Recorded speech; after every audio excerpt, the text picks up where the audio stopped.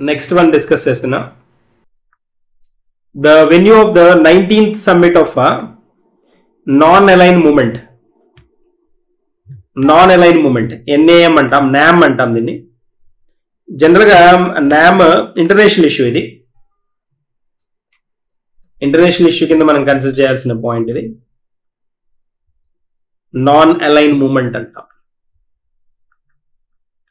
So ఇది recent గా మనకి 15th నుంచి 20th జనవరి జరిగింది. దాని వెన్యూ ఎక్కడ అంటే కంపాలా, ఉగాండా. సో ఇది మనకి NAM 1961లో స్టార్ట్ అయింది అనమాట, 1961లో. నాన్ అలైన్ మూమెంట్ అంటాం, non align movement. Align movement అలీనోద్యమం అంటాం తెలుగులో, అలీనోద్యమం అంటాం. సో ఇది ఈ అలీనోద్యమం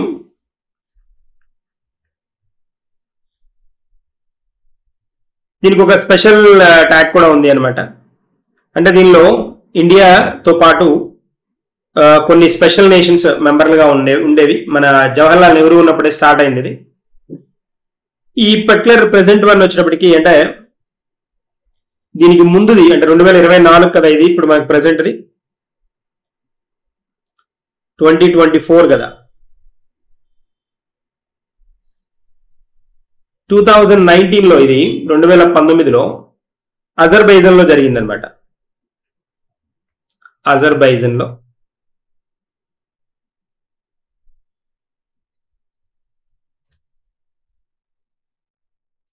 ఈ నాన్ అలైన్ మూవ్మెంట్కి వచ్చినప్పటికీ దీని ఇంపార్టెన్స్ కనుక మనం చూసాము అని అంటే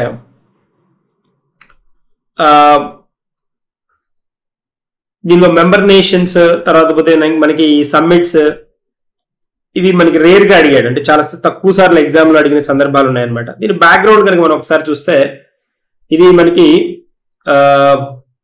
కోల్డ్ వార్ టైంలో స్టార్ట్ అయింది అని చెప్తారన్నమాట. ఏవైతే కంట్రీస్ యుఎస్ సపోర్ట్ తీసుకోకుండా ఎదగాలి అని భావించిన నేషన్స్ ఏవైతే ఉన్నాయో, ఈ యుఎస్ కానీ సోవియట్ యూనియన్ కానీ, సోవియట్ యూనియన్ హెల్ప్ కానీ, తర్వాత పోతే మన యుఎస్ఎస్ఆర్, ఈ రెండింటి హెల్ప్ తీసుకోకుండా డెవలప్ అవ్వాలి అనుకున్న నేషన్స్ అన్ని దే కేమ్ టుగెదర్ అనమాట. అందుకనే అలైన్, నాన్ అలైన్ అంటాం.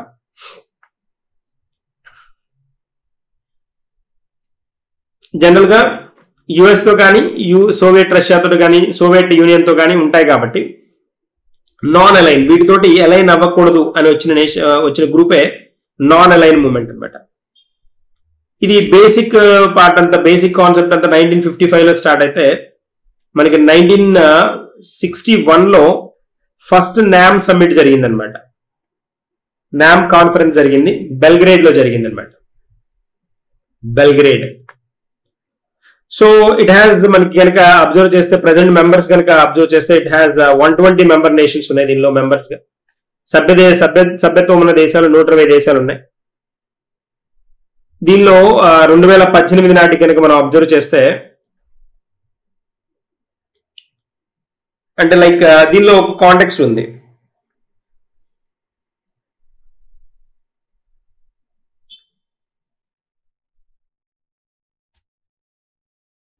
మెంబర్ నేషన్స్ ఉన్నాయి దీనిలో. దాదాపుగా 27 అబ్జర్వర్స్ ఉన్నారు. 27 అబ్జర్వర్స్.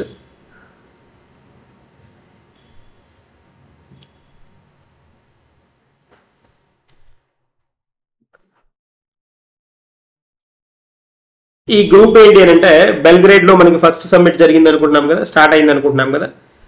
దీనికి మనకి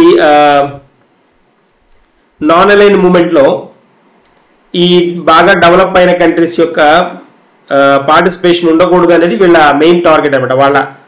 వాళ్ళని ఇన్వాల్వ్ చేయకూడదు దీనిలో అనేది కాంటెక్స్ట్ అనమాట. అది అర్థమైతే సరిపోతుంది. సో అబ్జర్వర్స్ ఇప్పుడు మనకి 27 అబ్జర్వర్స్ ఉన్నారు.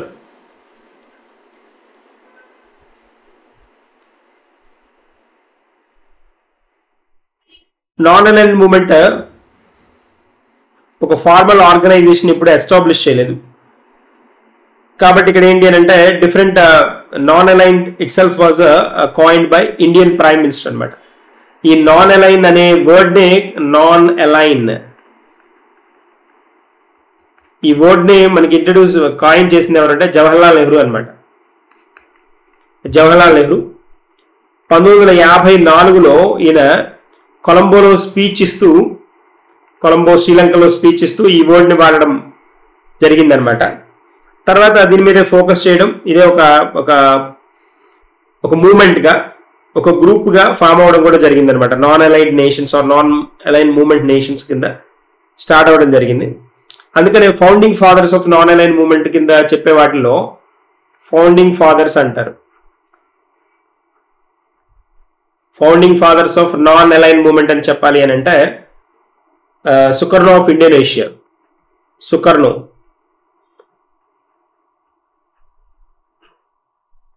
తర్వాత Jawaharlal Nehru Indian prime minister కదా. తర్వాత బ్రోజ్ టిటో యుగోస్లోవియా, వీళ్ళందరూ ఫౌండింగ్ మెంబర్స్ అన్నమాట. Abdul Nasser from Egypt. తర్వాత క్వామే రుక్మా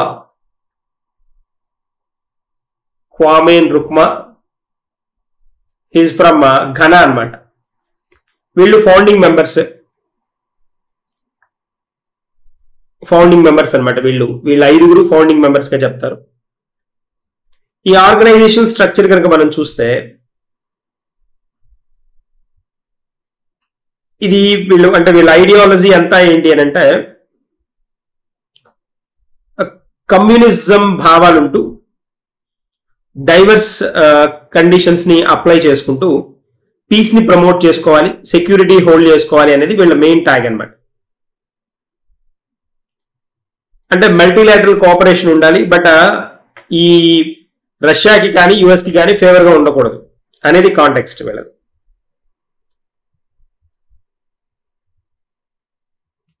తర్వాత ఇప్పుడు మనం కనుక రీసెంట్ కాంటెక్స్ట్ లో కనుక చూస్తే ఇరాన్, నార్త్ కొరియాని మనకి యుఎస్ ఇన్వాజన్ కానీ లేకపోతే యుఎస్ వాటిని కంట్రోల్ చేసే కాంటెక్స్ట్ కానీ న్యూక్లియర్ ప్లాంట్స్ కి రిలేటెడ్ గా అదర్ యాక్షన్స్ ఏవైతే హ్యూమన్ రైట్స్ కి రిలేటెడ్ గా యుఎస్ ఈ కంట్రీస్ మీద తీసుకుంటోందో వాటికి వ్యతిరేకంగా వీళ్ళు డిస్కషన్స్ చేయడం జరిగిందనమాట రీసెంట్ సమ్మిట్స్ లో. వాటిలో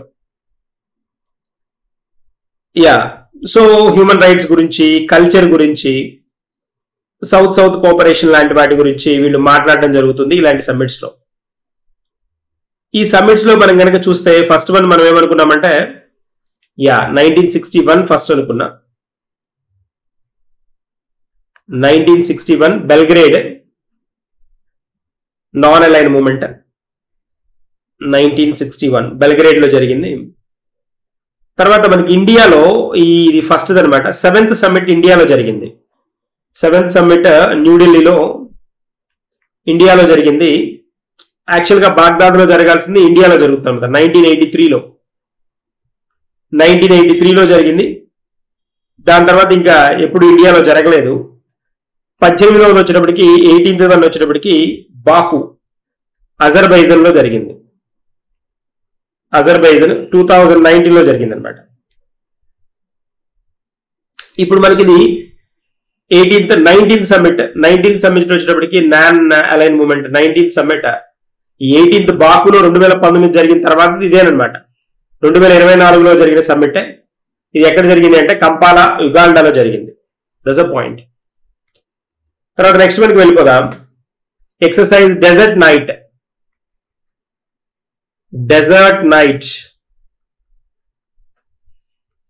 ఇది conducted by Indian air force with the French air and space force అనమాట. FASF అంట ఫ్రాన్స్ ఎయిర్ ఫోర్స్ ని, ఇండియన్ ఎయిర్ ఫోర్స్ IAF కదా. ఈ రెండు గ్రూప్స్ మధ్య జరిగింది అనమాట. అండ్ వీటితో పాటు ఈ రెండింటితో పాటు యునైటెడ్ అరబ్ ఎమిరేట్స్ ఎక్కడ అంటే అరేబియన్ సీలో జరిగింది. అరేబియన్ సీ దానికి ఇచ్చిన పేరు ఏంటి అని అంటే exercise desert knight. India, France and UAE 3 అనమాట. Next one, Parachute Field Hospital. The hospital of Uttar Pradesh, which has been chosen for the 2024 Subhash Chandra Bose Aapda Prabandhan Puraskar. Aapda Prabandhan పురస్కార్ కి ఇది ఎన్నికైంది అనమాట. Parachute field hospital. వీళ్ళు ఏంటి అంటే ఏమైనా విపత్తులు వచ్చిన సమయంలో ఈ పారాచూట్ ద్వారా ఈ హాస్పిటల్ సర్వీసెస్ ని ప్రొవైడ్ చేసే సిస్టమ్ అనమాట ఇది. Which belongs to Uttar Pradesh.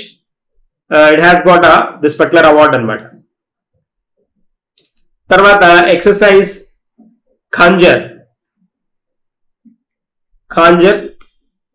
11th edition అనమాట. 11th edition of this Khanjar was held between India and Kyrgyzstan. India and Kyrgyzstan joint special forces exercise అనమాట.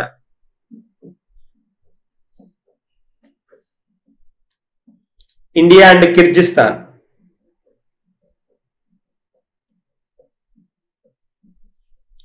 ఇంపార్టెంట్ ఎక్సర్సైజ్ ఇవ్వడంటే మనకి జనవరిలో జనరల్ గా ఎక్సర్సైజ్ ఎక్కువ వింటూ ఉంటాం. ఖాంజర్, ఇది ఖాంజర్ అనమాట. ఖాంజర్ ఎక్సర్సైజ్ 11th edition. ఎక్కడ జరిగింది అని అంటే హిమాచల్ ప్రదేశ్ లో జరిగింది. Which was held at Himachal Pradesh.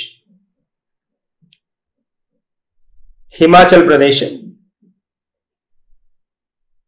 22nd January to 3rd February దాకా జరిగింది అనమాట. యాన్యువల్ ఎక్సర్సైజ్ ఇది ఎవ్రీ ఇయర్ జరుగుతూ ఉంటుంది. Annual exercise. Exercise cyclone. So India and Egypt మధ్య జరిగిన ఎక్సర్సైజ్ ఇది.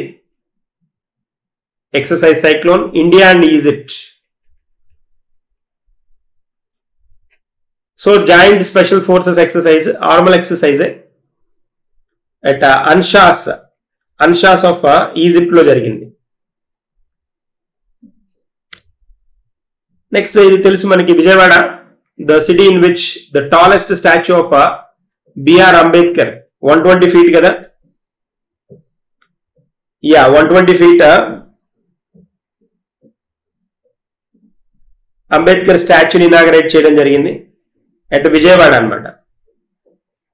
So 120 feet without pedestal. ఈ పెడెస్టల్ కనుక కన్సిడర్ చేయకపోతే ఓన్లీ స్టాచ్యూ హైట్ వచ్చేటప్పటికి ఓన్లీ స్టాచ్యూ 125 feet అనమాట.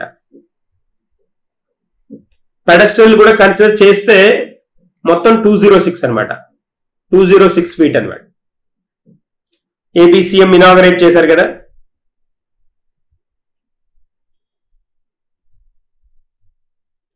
Special one, statue of BR Ambedkar. మనకి హైదరాబాద్ లో కూడా లొకేట్ అయింది కదా.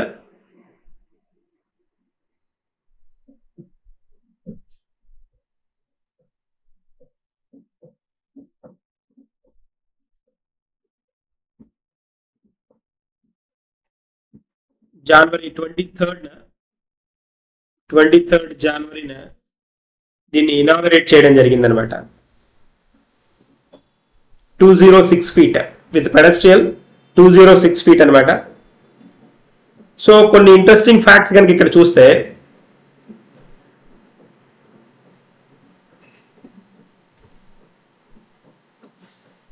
ఈ కాంటెక్స్ట్ లో ఈ నవరత్నాలు కాన్సెప్ట్ ని కూడా ఈ సందర్భంగా వీళ్ళు చెప్పింది ఏంటి అంటే, ఈ నవరత్నాలు కాన్సెప్ట్ ఏదైతే గవర్నమెంట్ ఫెసిలిటేట్ చేస్తోందో, ఇక్కడ ఈ కాంటెక్స్ట్ కూడా ఏంటి అని అంటే అంబేద్కర్ ఐడియాలజీ నుంచే తీసుకున్నామని వీళ్ళు అనౌన్స్ చేయడం జరిగింది అనమాట. It was taken from Ambedkar's ideology. Ambedkar's ideology నుంచే దీన్ని ఫోకస్ చేశామని చెప్పడం జరిగింది. సో అదొక స్పెషల్ థింగ్ అనమాట. అంతేకాకుండా మనం ఇక్కడ కనుక గమనిస్తే Ambedkar's visionary individuality and reformative ideas ఏవైతే ఉన్నాయో from a century ago continue to shape the social economic and political history ఏదైతే ఉందో, political history of the country, particularly concerning women అనమాట. వాటిని గుర్తుంచుకునే విధంగా ఈ పర్టికులర్ స్టాచ్యూ కన్స్ట్రక్షన్ జరిగింది అనేది వీళ్ళ ఆబ్జెక్టివ్ అన్నమాట. సో అలాగా ఇది మనకి స్పెషల్ గా న్యూస్ లో ఉంది. 206 ఫీట్ హైట్ అనమాట, పెడెస్ట్రియల్ తోటి కౌంట్ చేసుకొని. నెక్స్ట్ వన్ కనుక మనం అబ్జర్వ్ చేస్తే smart lander for investigating moon. Smart lander for investigating moon ఇదేంటి అని అంటే మనకి స్మార్ట్ అనేది the lunar lander of Japan అన్నమాట. సెప్టెంబర్ 2023లో దీన్ని సక్సెస్ఫుల్ గా లాంచ్ చేయడం జరిగింది. సెప్టెంబర్ లో దీన్ని లాంచ్ చేస్తే ఇది మనకి జనవరికి అక్కడ ప్లేస్ అవ్వడం జరిగింది అనమాట, సర్ఫేస్ ఆఫ్ ద మూన్ కి రీచ్ అవ్వడం జరిగింది. లాంచ్ చేసింది సెప్టెంబర్ 2023లో, ల్యాండ్ అయింది ఎప్పుడు అని అంటే మూన్ సర్ఫేస్ కి వెళ్ళింది జనవరిలో అనమాట. అందుకని ఇది మనకి న్యూస్ లో ఉంది అనమాట. సో ఇండియన్ కాంటెక్స్ట్ లో మనం కనుక అబ్జర్వ్ చేస్తే మన చంద్రయాన్ 3 సక్సెస్ అయిన తర్వాత సో చంద్రుడి సౌత్ పోల్ కి దగ్గరగా అంటే మనం దాన్ని అబ్జర్వ్ చేయడానికి రష్యా ఒకటి జపాన్ కూడా ట్రై చేశాయి. బట్ రష్యా ఫెయిల్ అవ్వడం, మనకి ఇక్కడ Japan smart lander for investigation moon investigate చేయడానికి ఈ స్మార్ట్ ల్యాండర్ అనే కాన్సెప్ట్ ని ఇంట్రడ్యూస్ చేసింది. దానికి ఇచ్చిన పేరే మనకి స్లిమ్ అన్నమాట, స్లిమ్ అనే కాన్సెప్ట్ అన్నమాట. సో ఈ పర్టికులర్ పార్ట్ ఏంటి అని అంటే దీని స్పెషాలిటీ ఏంటి అని అంటే వీళ్ళు ఇంట్రడ్యూస్ చేసిన కాంటెక్స్ట్ ఏంటి అని అంటే దీని సాఫ్ట్ ల్యాండింగ్ ఫినిష్ అయింది. దీని ద్వారా ఏంటి అని అంటే మనకి జపాన్ ఏరోస్పేస్ ఎక్స్చేంజ్ మనకి జాక్సా అంటాం, జాక్సా లాంచ్ చేసింది అనమాట. దీని ద్వారా ఏంటి అంటే మూన్ మీద ఉన్న కండిషన్స్ ని ఈజీగా చెక్ చేయడానికి పాసిబిలిటీ ఉంటుంది అనేది కాంటెక్స్ట్ అనమాట. సో అది ఆబ్జెక్టివ్ అనమాట. నెక్స్ట్ వన్ హైదరాబాద్ న్యూస్ లో ఉంది. The city in which 4-day aviation show named as wings India 24. Wings India 24 అనే పేరుతోటి ఇక్కడ మనకి హైదరాబాద్ లో 18th జనవరి నుంచి 21st జనవరి దాకా connecting India to the world Amrit call setting the stage for India civil aviation 2047 ఈ ట్యాగ్ తోటి ఇక్కడ మనకి ఈవెంట్ జరిగింది అనమాట. Rohit Sharma was news, the Indian cricketer who has become the first cricketer to play 150 T20s international record అనమాట. మనకి Harman Preet Kaur was the first cricketer to achieve the feet. ఈ record ఎవరి మీద ఉంది అని అంటే హర్మన్ ప్రీత్ కౌర్, విమెన్ టీం ఉన్నారు కదా, హర్మన్ ప్రీత్ కౌర్ 150 T20 ఈవెంట్స్ అనమాట. Faridabad the venue of India international science festival, చాలా ఇంపార్టెంట్ వన్ ఇది, ఫరీదాబాద్. సో ఇంటర్నేషనల్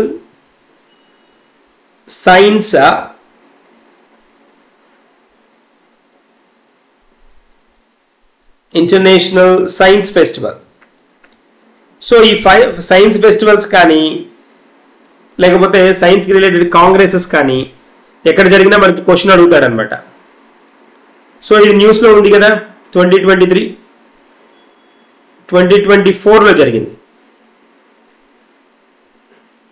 అంటే ఫెస్టివల్ 2023 ట్యాగ్ తోటి నడిచింది. బట్ మనకి జనవరి 17th నుంచి 20th జనవరి దాకా 20th జరిగింది అనమాట. 17th to 20th జనవరి జరిగింది. ఇది 9th ఎడిషన్ అనమాట. It's the 9th edition. International science festival, మనం IISF అని పిలుస్తాం దీన్ని, ఇంటర్నేషనల్ సైన్స్ ఫెస్టివల్ అంటాం అనమాట. India international science festival, India international science festival అని పిలుస్తాం. ఫరీదాబాద్ ఆఫ్ హర్యానాలో జరిగింది. So India's mega science fair ఇది. తర్వాత మనకి ఇక్కడ దీని స్పెషల్ ట్యాగ్ కనుక చూస్తే అంటే ఏంటి స్పెషాలిటీ ఏంటి అని అంటే థీమ్ ఆఫ్ ద ఎడిషన్ వచ్చినప్పటికీ science and technology public out reach in Amrit call. Science and technology public reach.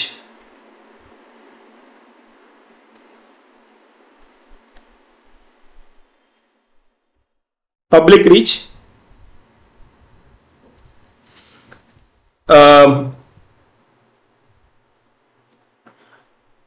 Public out reach.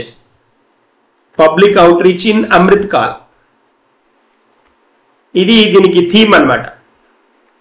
Theme for this particular year. దీని ఎయిమ్ ఏంటి అని అంటే ఈ పర్టికులర్ సైన్స్ ఫెస్టివల్ ఎయిమ్ ఏంటి అని ఎయిమ్ కనుక మనం అబ్జర్వ్ చేస్తే అనౌన్స్ చేసిన ఎయిమ్ ఏంటి అని to provide a platform for inspiring public at large and individuals with diverse levels of interest like students కానీ, students, educators, scientists, entrepreneurs, and science communicators. వీళ్ళందరికీ రీసెర్చర్స్ కూడా, వీళ్ళందరికీ సైన్స్ అండ్ టెక్నాలజీ యొక్క diverse levels of interest ఎవరైతే ఉంటారో వీళ్ళకి science and technology యొక్క importance notify చేయడం అనమాట. దాదాపుగా దీనికి 17 థీమ్స్ దాకా ఇంట్రడ్యూస్ చేశారు వీళ్ళు. సో ఇక్కడ science and technology and innovation కి రిలేటెడ్ గా అడ్వాన్స్మెంట్స్ ఏమేమి ఉన్నాయనేది డిస్కస్ చేయడం జరిగింది అనమాట. సో మనకి తెలుసు కదా, event was initiated under the visionary leadership of the prime minister through collaborative efforts of the ministry of science and technology and ministry of earth sciences in association with the విజ్ఞాన భారతి. విజ్ఞాన Bharati association తోటి వీటిని introduce చేయడం జరిగింది అనమాట. 2015 నుంచి కనుక మనం చూస్తే 2015 since 2015 IISF has hosted 8 editions in the different geographical regions of India and expanded as a mega science festival. In 2021 కనుక మనం అబ్జర్వ్ చేస్తే the Department of Space and Department of Atomic Energy became an integral part of this one. 2021లో మనకి ఇస్రో ఒకటి, 2021లో department of space కదా, ఇస్రో కాదు, department of space, తర్వాత పోతే department of atomic energy, ఈ రెండు కూడా దీనిలో IISF లో పార్ట్ అయ్యాయి అనమాట. That's the context. తర్వాత next one, Shri Atal Bihari Vajpayee trans harbour link. ఇది కన్ఫర్మ్ గా అడుగుతాడు, important one. Trans harbour link అనమాట. సో ఎక్కడి నుంచి ఎక్కడికి తెలియాలి, ఇది దాని స్పెషాలిటీ ఆర్ ఇంపార్టెన్స్ ఏంటి అని తెలియాలి. సో దీన్నే ముంబై ట్రాన్స్ హార్బర్ లింక్ అంటారు. అండ్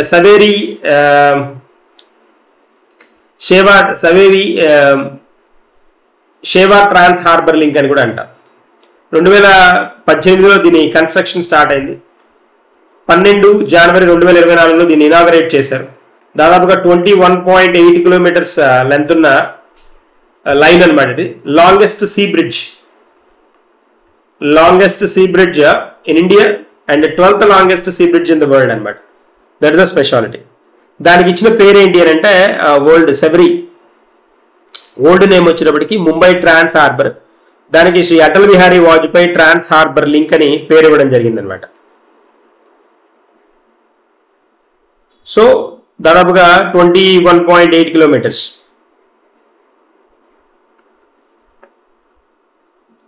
స్పెషల్ హార్బర్ మనకు కనిపిస్తోంది, అంటే ఈ సముద్రాన్ని టచ్ చేసుకుంటూ ఉంటుందన్నమాట, వెళ్తుందన్నమాట హార్బర్ని దానికి లింక్ చేస్తూ అనమాట. చాలా స్పెషల్గా ఉంటుంది కదా, ట్రాన్స్ హార్బర్ లింక్ అంట. ముంబై ట్రాన్స్ హార్బర్ లింక్ దాదాపుగా 21.8 kilometres. Special one. Arabian sea కదా, Arabian see.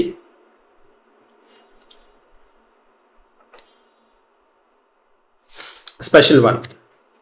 BCCI awards.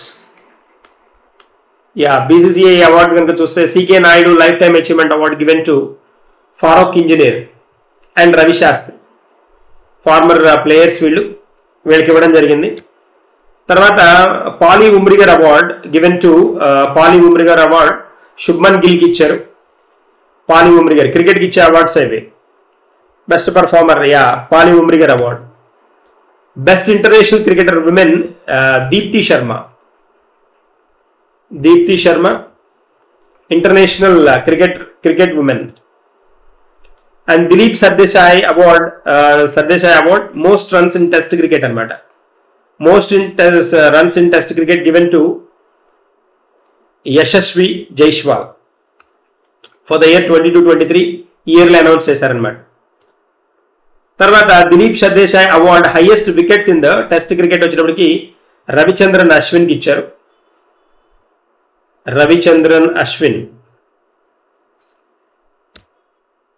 And highest run getter in one day international న్యూజిలాండ్కి చెందిన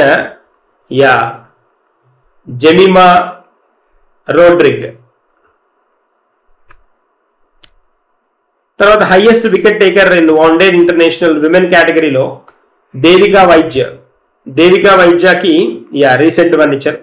ప్రీవియస్ ఇయర్లో మనకి పూనం యాదవ్ కానీ, జులన్ గోస్వామి అండ్ గైక్వాడ్ వీళ్ళకి వచ్చాయి. ఈ పర్టికులర్ 2022-23 అవార్డ్స్ ఏవైతే అనౌన్స్ చేశారో వీళ్ళు, దీనిలో మనకి దేవికా వైద్యకి రావడం జరిగింది అనమాట. దేవికా వైద్య. నెక్స్ట్ వన్ వచ్చినప్పటికి Lala Amarnath award best allrounder in Ranji trophy అనమాట. సరంజ్ జైన్ కి ఇచ్చారు ఫర్ ద ఇయర్ 2022-23 22-23 అవార్డు అనమాట.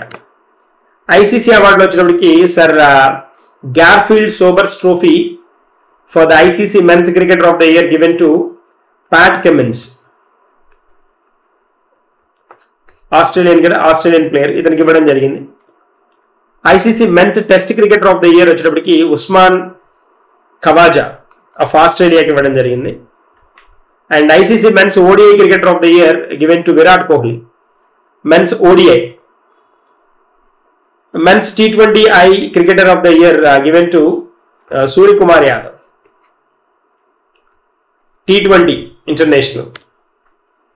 ICC emerging men's cricketer of the year given to Rachin Ravindra Indian origin person, న్యూజిలాండ్ Zealand. Rachael Heyhoe Flint trophy for ICC women's cricketer of the year 2023 given to Natalie Sciver Brunt from England అనమాట. తర్వాత ICC women's ODI cricketer of the year Chamari Athapaththu Sri Lankan వీడికి ఇచ్చారనమాట. Women's cricketer of the year ODI.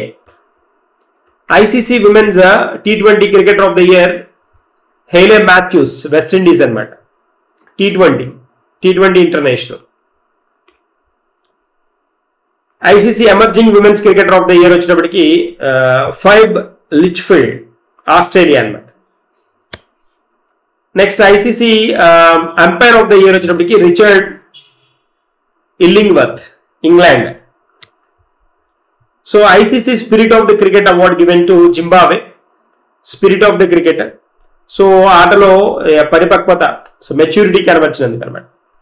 Spirit of the cricket award of the decade, ఎంతో మందికి inspiration గా నిలిచిన person MS ధోనికి ఇచ్చారనమాట. MS Dhoni.